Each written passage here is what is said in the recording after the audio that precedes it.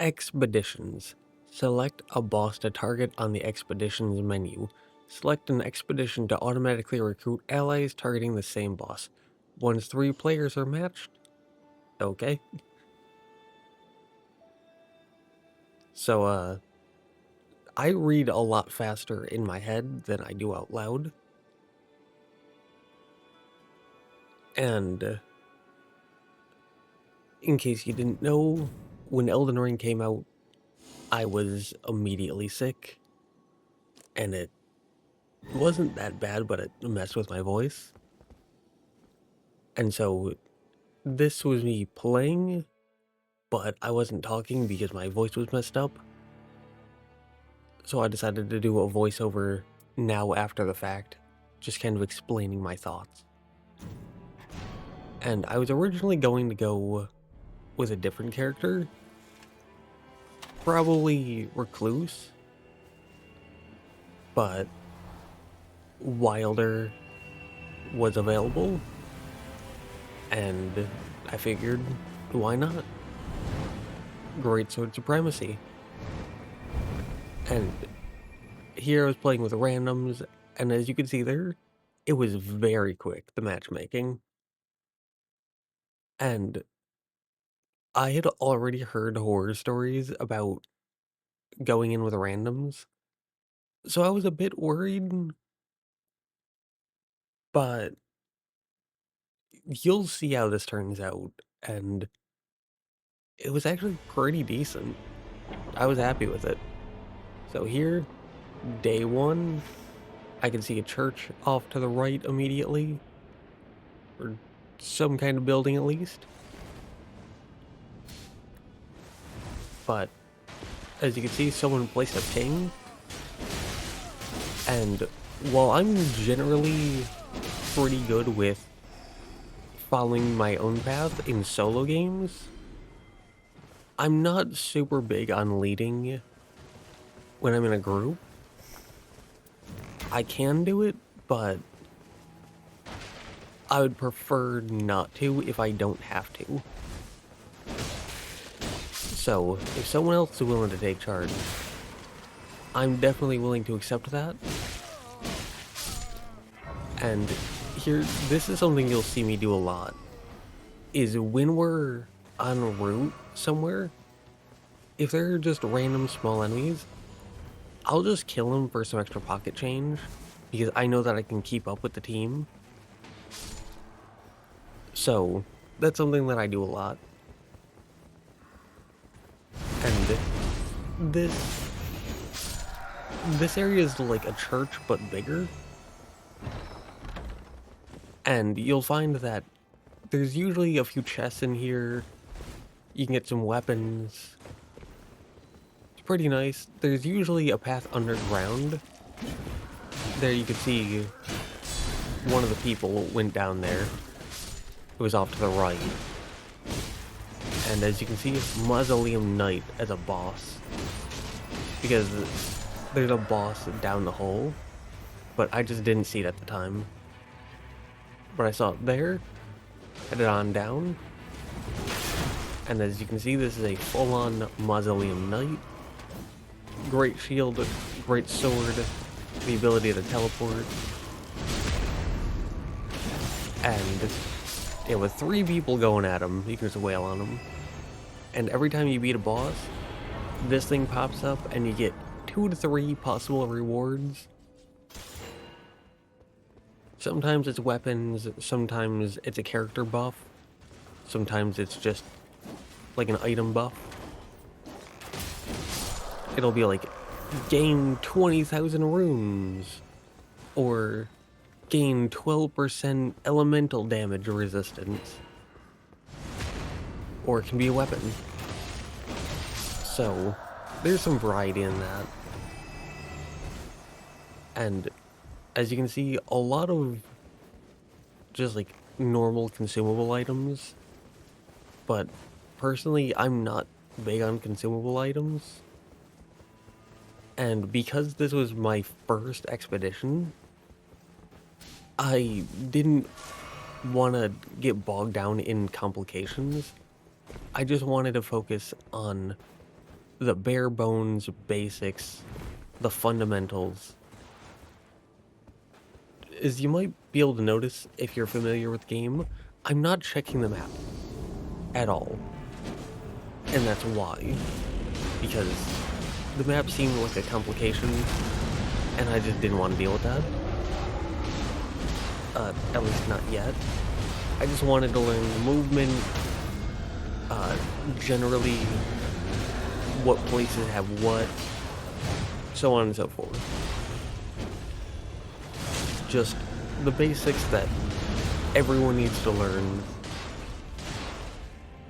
And I'm sure that there are videos and articles and stuff for that, but personally, I'm someone who tends to pride themselves on learning through just playing the game instead of like reading articles or looking things up. But here, we kill the boss. And as you can see, we got another one of these purple things, and gained 20,000 runes was one of them. And I chose that because very simple. And the other one is something that I'll get in a later expedition.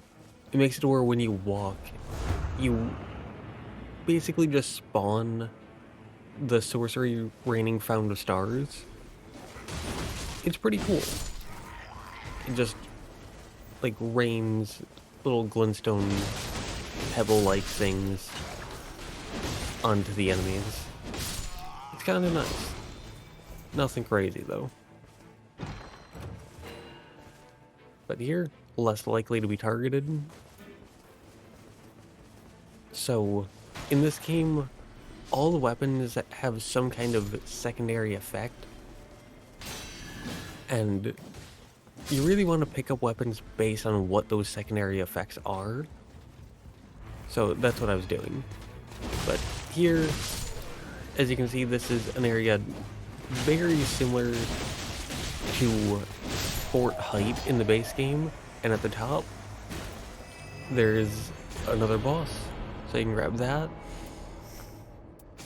And sometimes there is an abductor virgin boss down in the like bottom base section. There's a map thing and 2 glintstone. But once you beat the boss, whenever you beat any boss, a set of grace shows up. Though I hadn't really caught on to that quite yet. So you may find me ignoring some grace sites. Now here, you can purchase some things. There's always a few consumable items, a few like fire pots, throwing daggers, some smithing stone ones that you can buy, along with some weapons. Nothing too crazy, but worth taking a look at just to see. And there's always a crafting table right next to them. And as you can see, like I said near the beginning, just I'm confident that I can keep up with my team, and so I'll just kill some enemies, get some extra pocket change. But here, we decide to keep on running, and on the compass you may notice a little like golden thing heading north, and that is like a spectral Erd tree, because off to the right, as you can see, there's kind of a blue fire making its way towards us slowly. But I say slowly, but it's short. It's ever so slightly slower than your character's surge sprint. And picked up warming stones because healing is good. And yeah, that normal Church of America gets you an extra flask. And I saw Cloud of Grace, so hit that. Simply moving towards it gets you all of your health and flask back, and then you can use it to level up quickly. And something you may notice it. It's something that I picked on pretty quickly. Is you can just run up to it, spam the interact button very quickly, and then just keep running. Like, you never have to stop. If you're just fast enough with clicking the interact button, you can just sprint right on through, get your levels with no loss of momentum. It's pretty nice.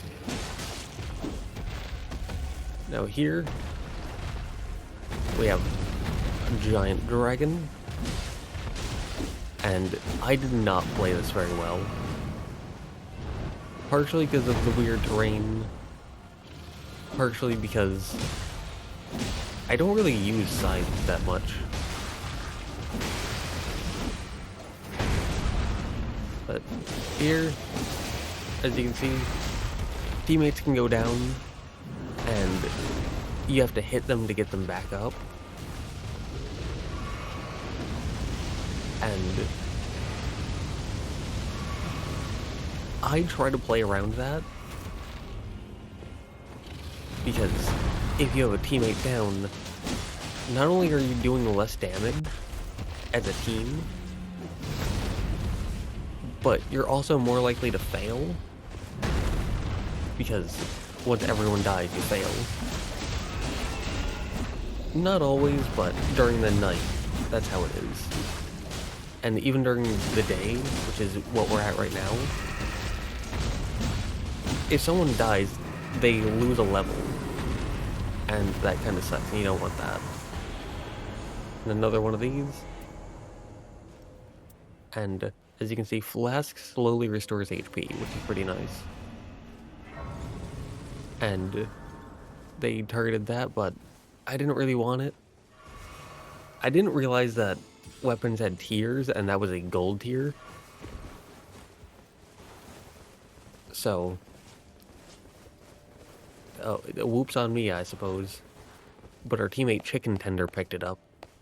So, they'd probably make better use of it than me, since they seem to know what they were doing at this point. But on top of all that, having a teammate down also just means that you're more likely to be targeted. And so when a teammate goes down, getting them back up is one of my top priorities. And they're just trying to avoid a Stormblade.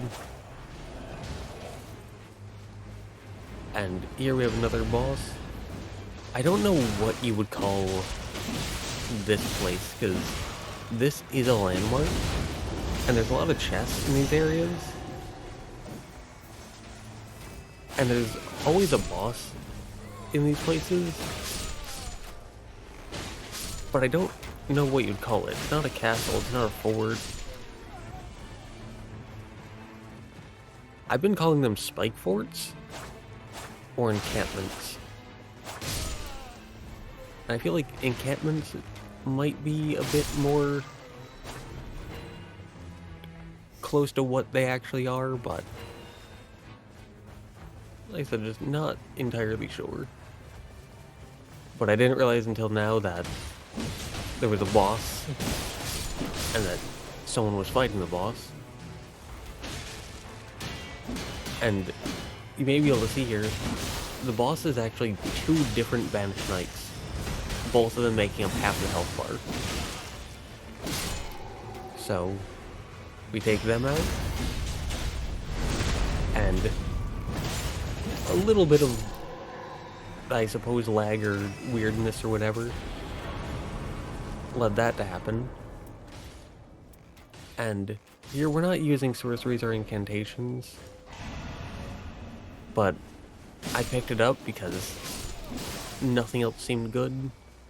Celebrant's Sickle had a nice thing to it, a nice secondary effect, but I wasn't focused on the secondary effects at the moment. There, we decide to buy a Smithing Stone 1, and there's a table here, so we can upgrade a weapon. And then we can pick up the Exalted Flesh. And in case you don't know, Nightreign only has Smithing Stone 1 and 2, and if you're used to the base game, like just normal Elden Ring, you may notice that it really looks like Smithing Stone either 3 or 4, and then either 7 or 8. But it's just called Smithing Stone 1 and 2 here. And you only need 1 to upgrade the weapon. But here, the Ring of Fire has reached its, like, smallest circle, I suppose. And this is when it becomes nighttime. And you get a group of enemies that shows what you're going to be dealing with in terms of the boss. And then once you kill them, or you spend enough time waiting around, the boss spawns. This one being a demi-human queen and a demi-human sword master. And they're pretty simple, pretty basic. So, not a lot to say here, I'm afraid.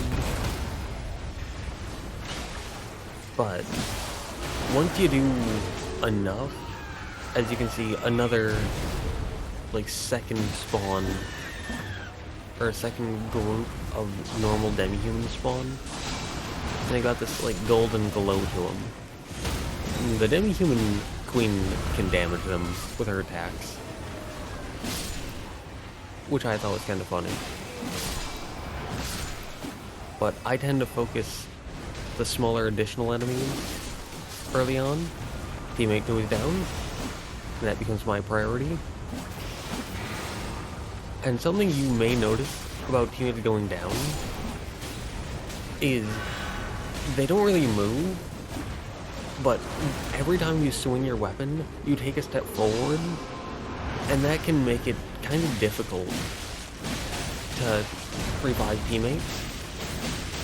But I've noticed, and you may see this later on in future parts, Iron Eye is really good for that. Now here, Blast slowly restores HP, and this was the Night 1 boss.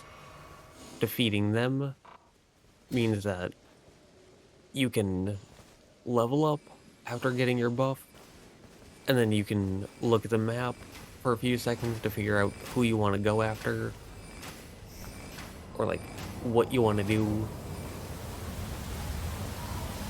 And after a little bit, this fog rolls in, and you come to the start, wait for it, of day 2.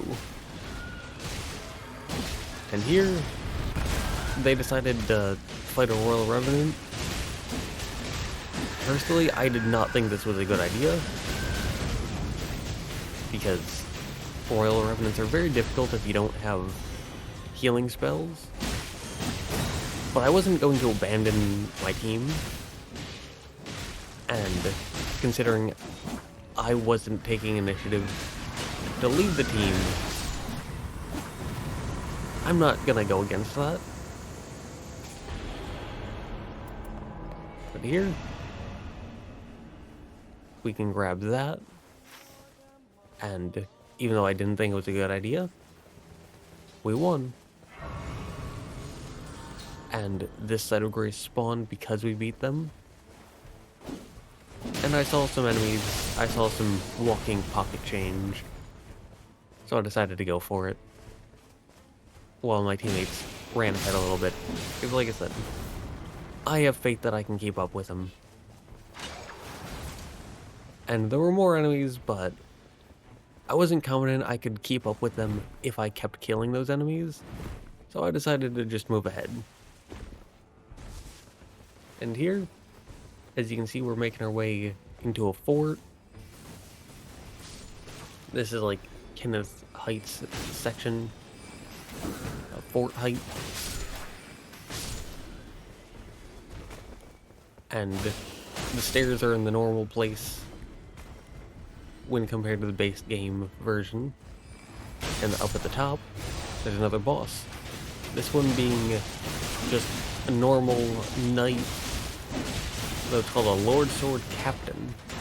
So they had a different name, but same enemy. And we pushed them back so far that they ended up, or the reward thing ended up behind the chest. So I had to do a jump to get over here. And here, neither of those seemed good, so I just left it. And boss spawns a Site of Grace upon death. And from there, we can just move on. And by this point, I had realized either the horror stories about terrible teammates are wrong, or I got really lucky here because Chicken Tender and Reese seemed like pretty good teammates. I mean, I was happy with them. I was less happy with myself there. And as you can see there, healing, it wasn't instant. It was an overtime thing. And so that kind of had me worried a bit, because sometimes you need an instant heal. But we killed them, we got another one of these. We could either get 10k immediately, or increase the amount we get going forward. And I decided to go with that. Because I knew that there was a second night boss. And as you can see, I already have 40k after level ups and whatnot. So you make a lot more in Nightreign than you do in base Elden Ring. I mean, a normal basic enemy, like just a basic foot soldier right at the beginning of the game, can give you like 500. So yeah, not like, it's generally better to go with you gain more rather than just like an instant amount. But here, the flame chariots can be one shot if you can get on top of them, like that. Though I didn't know that at the time. Though I somehow perfectly timed that roll.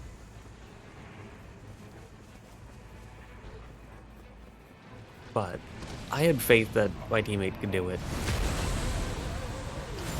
So I just sat back, let them take it, and there we get Untold Power, maximum HP raise, which is nice. But Untold Power is an achievement for beating 10 bosses in a single expedition. And remember, this was my first expedition. So, yeah. And here, my two teammates were going in opposite directions. And I decided to go with Reese.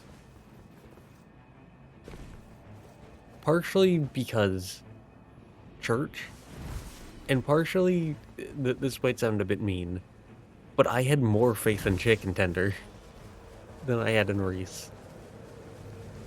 But as you can see here, church meaning we can get another flash charge. But yeah, if you're inside the fire, you take continuous damage. Think of it as like Scarlet Rot. But here, we jump up here, and I was very thankful that I went that way because an extra flash charge is nice, and it wasn't punished for it. So we got that, and we continue on. And here, a boss, Royal Army Knights. And as you can see, it's just multiple normal knights. as a boss. Though they're not all in one location, they're spread throughout this encampment. And like I said, when there's a boss with additional enemies, I focus the additional enemies first, just to make it easier for the team. And here, as you can see, the fire is upon us. So, we didn't have time to go fight a boss. We didn't have the time, we didn't have the space. So, surprisingly, they got it. And, oh, is this the match where it happened? This may be the match where it happened.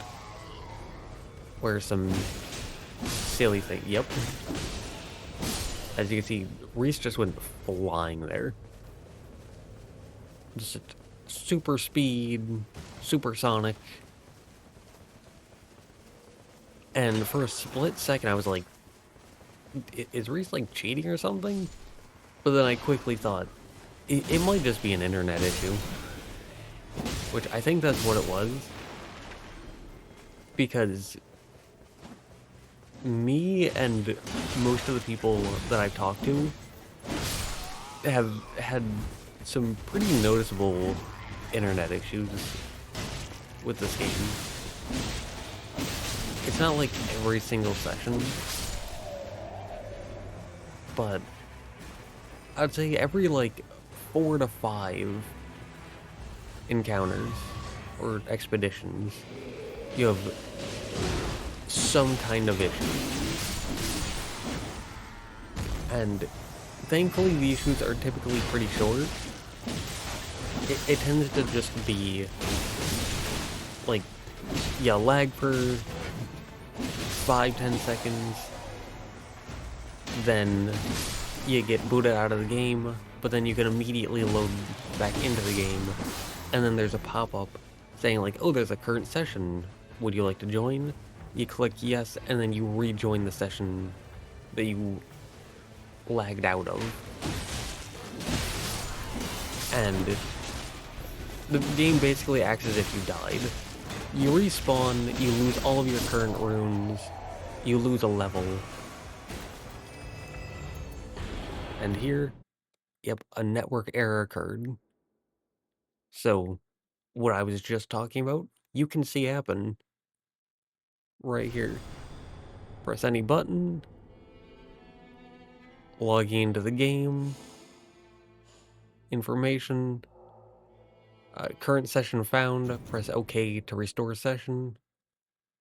Click that, didn't even really read it. And we get a loading screen, and it brings us right back into that session. And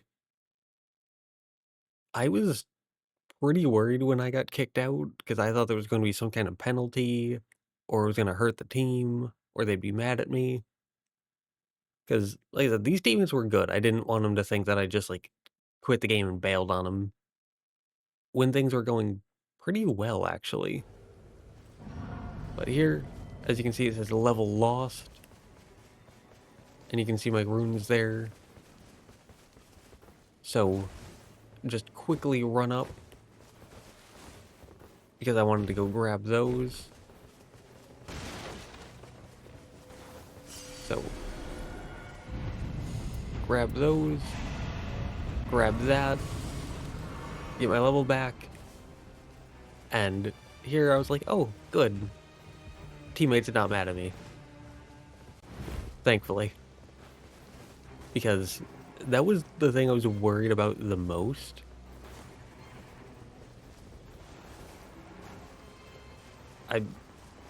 Like, that really was my main concern, was just that I was gonna upset my teammates.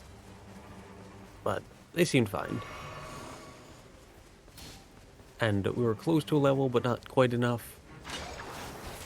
And I said, that's okay, we can keep on moving. And you can kind of see it there. The massive spectral Erd tree. And the one here in Nightreign isn't attached to the ground the way that the base game one is.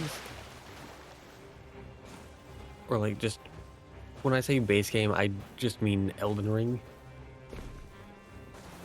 Here, merchant, most of the merchants sell the same stuff, and if you buy something from one merchant, then you can't buy it again at the next. But as you can see there are the roots of the Erd tree floating in the air. And so... And this is when I realized it's just chicken tender. Like, Reese was also kicked out of the game. Which was unfortunate. But here, they come back. So... I'm assuming that they also lagged out. But they're back now. And here, in that fort or castle, there was a giant throwing pots at us. And we just had to avoid that. And I was worried that we would have to spend the entire boss fight avoiding those. But here, you get 2 Fell Omen. Also, sorry if my audio is weird or if there's anything like that. In the tutorial, you kind of hear my headset messing up. And I got rid of that in favor of new earbuds. And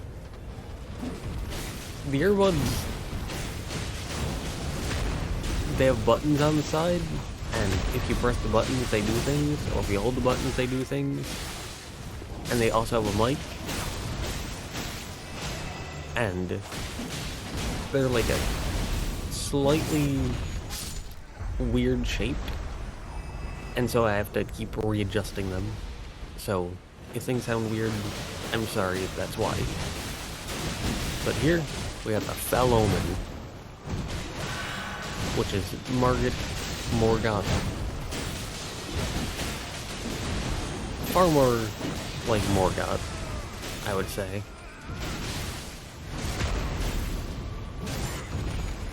And at the time I didn't know that you could still damage enemies while they were like being critical hit. But here, maneuvered our way through all the swords and just focused on not dying. And I was sitting back because I just wanted to learn his patterns a little bit before moving in. Did not learn them enough. And Chicken Tender kinda walked into the fire and the flames because he was focused on Morgoth, which is understandable. I at one point did that as well. I didn't die from it, and I don't think it was during this expedition. I think it was a later expedition. But I did the same thing at one point. But here, decided to use our pre-order gesture. And we have Night Repulsed. And we have one more thing. So boost HP restoration from flasks. And instead of the fire going away, we have travel into the spirit shelter. And you can press this to float your way up. And here you enter day 3. There's one final set of grace for you to level up at. And we were a little short for a level, which was very unfortunate. But, ah well. Through that, just in case someone wanted them. And yeah, that's another bonus that you can get from bosses, where anytime you roll, it creates lightning strikes. Good for more aggressive playstyles. But we picked up some Starlight Shards. Now this was beautiful. Super impressed with this visual.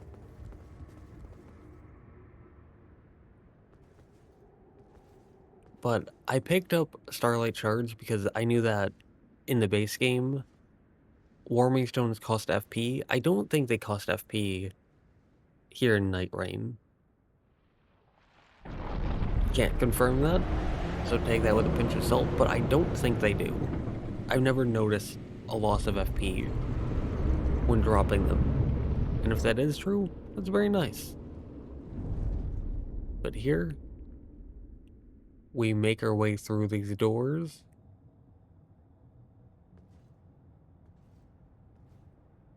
And into the final boss. The fabled Night Lord. With a beautiful visual. And while everything up to this point was recycled or repurposed, this is entirely new. We have Gladius, Beast of Night. Which is very similar to how Elden Ring had the Erdtree Avatar, which was like a spiritual successor to the Asylum Demon. Gladius here really felt like a spiritual successor to the Watchdog of the Old Lords, which is a Chalice Dungeon boss in Bloodborne. This felt like the final realization of that boss. And this was my first expedition, so I had never fought this boss before. And I was very scared, which is why I'm sitting back with a bow. Partially because I was scared, partially because I didn't know their moves and therefore I didn't know when to dodge.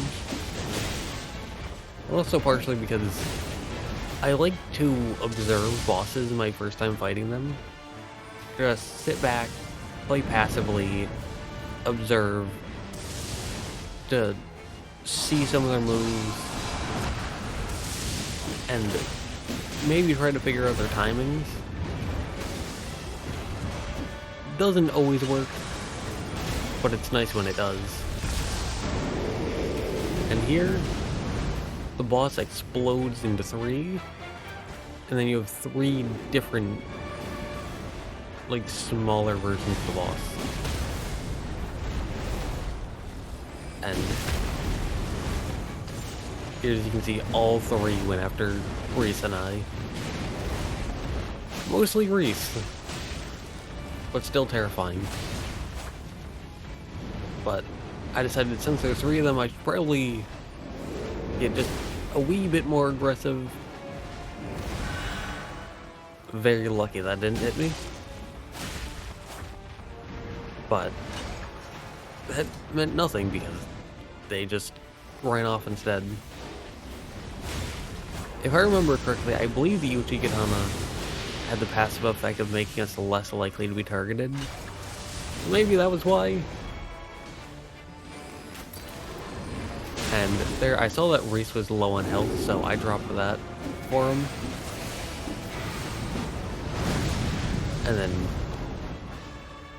yeah.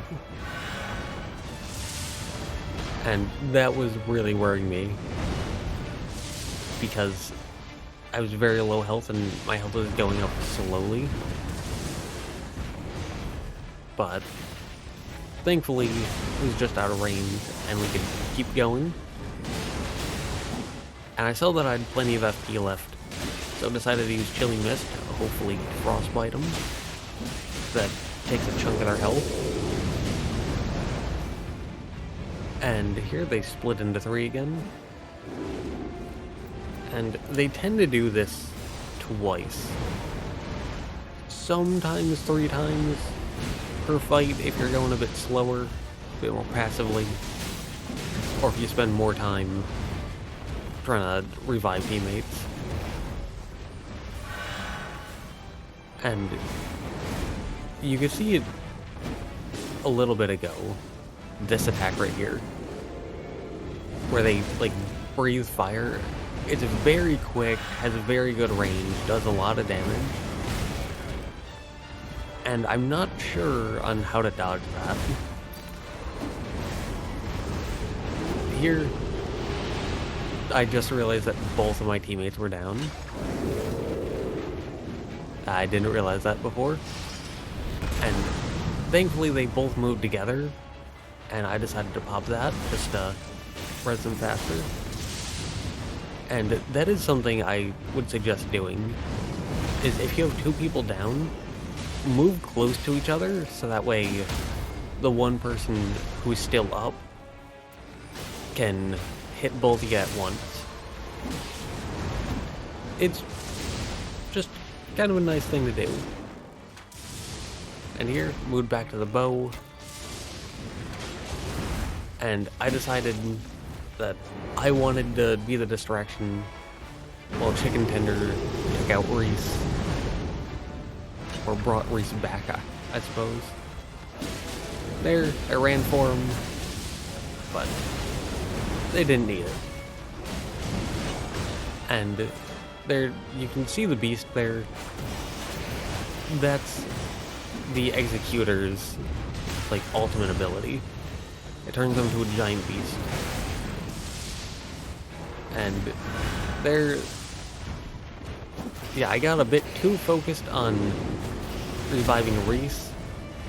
That was a mistake on my part. I should have just kept going after the boss.